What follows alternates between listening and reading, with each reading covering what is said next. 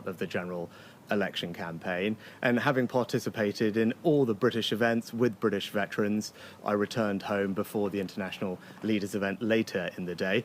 On reflection, that was a mistake, and I apologise. I think it's important, though, given the enormity of the sacrifice made, that we don't politicise this. The focus should rightly be on the veterans who gave so much. I had the honour and privilege of speaking to many of them and their families, hearing their stories, expressing my gratitude personally to them. But I'm someone who will always admit when I've made a mistake. That's what you'll always get from me. I have to say, Prime Minister, you sound more exasperated than apologetic. These men made the ultimate sacrifice, and you couldn't even sacrifice a whole afternoon. Ken Hay, a 98-year-old D-Day veteran, told us that you let the country down. Is he right? I participated in events both in Portsmouth and in France over 2 days because this is an incredibly important moment for our country to commemorate the sacrifice of all of those and their service. And it was a real honour and a privilege to meet many veterans and speak to them and their families, hear their stories, express my gratitude to them, and build on our record of making sure that this is the best country in the world for veterans. Prime Minister, you didn't care, did you? No, I cared deeply. Then why didn't you stay?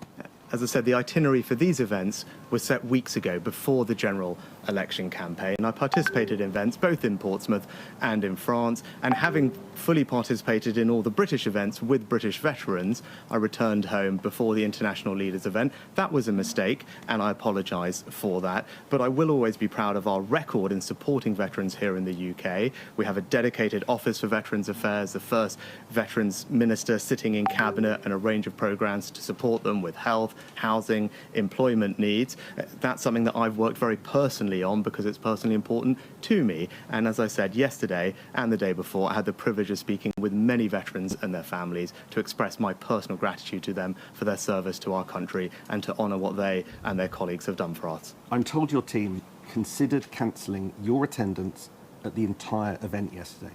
Your team denies this. I'm told by sources that denial is a flat lie. So can you clarify for viewers, did you or anyone around you ever consider skipping the Normandy commemoration? That's simply not right. The itinerary for these events was set weeks ago before the general election campaign. Of course I was always scheduled to participate both in Portsmouth and in France. I was proud and privileged to do so, to have the honour of meeting with many veterans and their families, to express my personal gratitude for everything that they've done for our country, to honour their service, their sacrifice, and ensure that our young generation learns from their example, hears the stories to understand what has happened before so that we might live today in freedom. It was a great and humbling privilege for me to spend time with all the families. As I said, after all the British events and all the British veterans that I spoke to, those events had finished, I returned home to the UK before the International Leaders event later in the day. On reflection, that was a mistake, and I apologise for that, but I'm very happy to admit when I've made a mistake. That's what you always get from me. One of the Conservative candidates standing this election for the party that you lead has just told me your actions show a disdain for the armed forces and disdain for them and their colleagues. They say you don't understand patriotism. I'm told some are in tears at the way you're running this campaign. What do you say to them? Well, I think people can judge me by my actions when it comes to supporting the armed forces. In this campaign, it's the Conservative Party, led by me, which is increasing the amount of investment that we're putting into our armed forces to 2.5% of GDP. That's not something that's been matched by the Labour Party, so there is a clear choice about backing our armed forces. And it's also me as Prime Minister that's made sure we have the first ever dedicated Veterans Minister in Cabinet, with a dedicated Office for Veterans Affairs, which we have fully funded to support veterans, whether it's with their mental or physical health, with housing, with employment opportunities, and that's something that I'm personally committed to, and my track record demonstrates that. We're in an election campaign. Keir Starmer managed to stay for the whole event. You didn't. What does that say about your judgment, your priorities, and your character?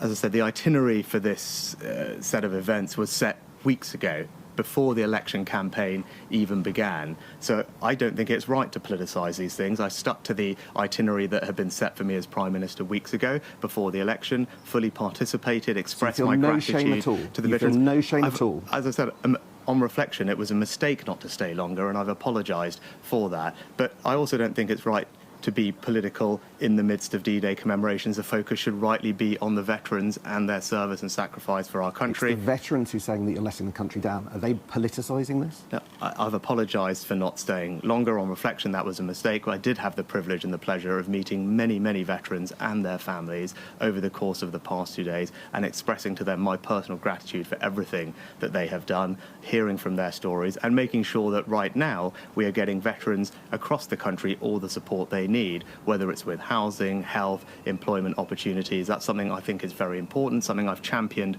from the first moment I became Prime Minister, and our track record on that is clear for everyone to see.